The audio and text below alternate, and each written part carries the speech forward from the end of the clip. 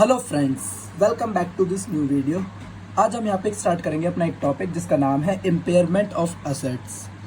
ये टॉपिक वैसे हमारे बीकॉम या फिर ग्रेजुएशंस में थर्ड ईयर में आता है। अगर तुम सीए या सीएस सीएम में किसी लेवल पे हो तो इसमें फाइनल लेवल पे, ठीक है। तो देखते हैं हम इसका एक जर्नल ब्रीफ लेंगे कि जर्नल मतलब होता क्या है इम्पेयरमेंट का, ठीक है। इम्पेयरमेंट के मतलब को समझने से पहले एक छोटा सा टॉपिक समझते हैं हम कि हमारी असेट्स में रिडक्शन होता है, ठीक है। तो decrease in the value of assets वो हमारा 3 तरीके से हो सकता है। पहला एक डेप्रिसिएशन, दूसरा रिवैल्यूएशन और तीसरा होता है हमारा एक इम्पेयरमेंट, ठीक है। डेप्रिसिएशन आप सभी को पता है, बिल्कुल बताने की जरूरत नहीं है। Reduction in the value of fixed asset as per time, या फिर जैसे जैसे असेट की वैल्यू कम होती रहती है एज पर यूजेज, ठीक है। और हमारा एक होता है रिवैल्यूएशन। जो हमारा डेप्रिसिएशन होता है वो हमारा AS10 कवर करता है और जो रिवैल्यूएशन होता है वो भी AS10 ही कवर करता है, ठीक है। रिवैल्यूएशन हमारा किस प्रकार से होता है? 2 मेथड होते हैं, एक होता है रिवैल्यूएशन मॉडल और एक होता है कॉस्ट मॉडल, ठीक है। ये आपने AS10 में डीपली पढ़ा होगा। जनरली इसका मतलब क्या होता है, जैसे कि मान लीजिए हमारी कंपनी में कोई प्रोसेस हुआ है या फिर कुछ नया मर्ज हुआ है, तो हमने क्या करा है, कुछ रिवैल्यूएशन के प्रोसेस किए हैं। तो रिवैल्यूएशन के प्रोसेस में हमारी कोई असेट्स की वैल्यू या तो इंक्रीज भी हो सकती है या फिर डिक्रीज भी हो सकती है, ठीक है। और थर्ड होता है हमारा इम्पेयरमेंट, ठीक है। अभी इम्पेयरमेंट को हम समझेंगे, इम्पेयरमेंट होता क्या है। फिर उससे पहले समझ लेते हैं कि इम्पेयरमेंट और ये रिवैल्यूएशन लगता किस किस के ऊपर है, ठीक है। देखिए, तो हमारा इम्पेयरमेंट एप्लीकेबल होता है प्लांट एंड इक्विपमेंट PPE के ऊपर, इंटेंजिबल असेट्स के ऊपर और जो हमारी इन्वेस्टमेंट एंड प्रॉपर्टीज होती हैं उसके ऊपर भी, ठीक है।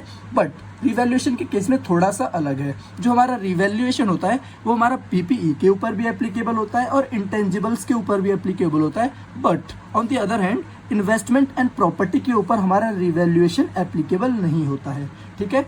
अब आप पूछेंगे सर आपने यहाँ पर कहीं पर इन्वेंट्री तो कवर करा ही नहीं।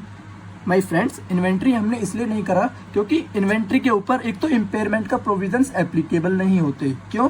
क्योंकि इन्वेंट्री के लिए हमारे पास एक अलग से अकाउंटिंग स्टैंडर्ड्स है। अकाउंटिंग स्टैंडर्ड है जिसका नाम है AS2, inventory valuation of inventories. उसमें हमारी वैल्यू मतलब इन्वेंट्री की वैल्यू होती है एज पर NRV और cost which ever is lower, ठीक है। उसमें अलग अलग से उसकी वैल्यूएशंस की जाती है। अब हम देखते हैं एक जर्नल ब्रीफ कि यहाँ पर इम्पेयरमेंट का मतलब होता क्या है। इम्पेयरमेंट अराइज होता है when the carrying value exceeds the recoverable value. इसका मतलब क्या है यहाँ पर?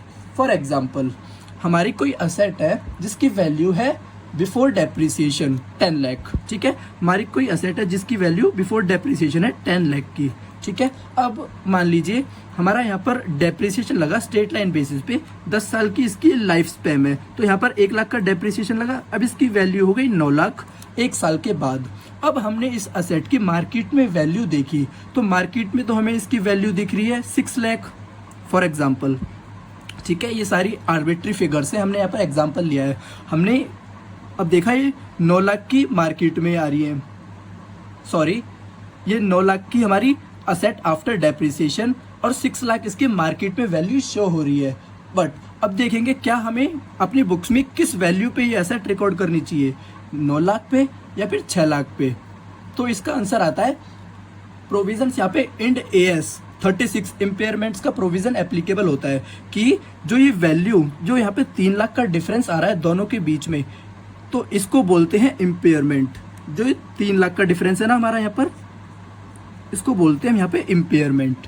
हम यहाँ पे इस असेट को इम्पेयर कर देंगे बाय 3 लाख, क्योंकि हम अपनी असेट को 9 लाख पे रिकॉर्ड नहीं कर सकते बिकॉज उसकी एक्चुअल मार्केट वैल्यू कितनी है, 6 लाख, ठीक है। तो जनरली इसका मतलब देखिए, impairment arises when the carrying value carrying value क्या है यहाँ पर 9 लाख एक्सीड करती है किसको, रिकवरेबल वैल्यू।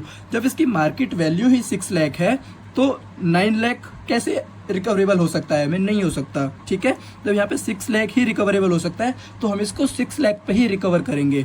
और आप देखिए यहाँ पर जो हमारा इम्पेयरमेंट होता है वो क्या होता है, more than the depreciable value, कि जब हमारी असेट डेप्रिसिएशन होने के बाद भी उसकी वैल्यू और कम होती है, तो जब हमारा इम्पेयरमेंट का प्रोविजंस एप्लीकेबल होता है, ठीक है। आई होप आप इम्पेयरमेंट का मतलब समझ गए होंगे।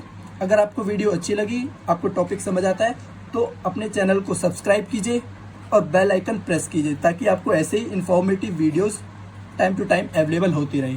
Thank you.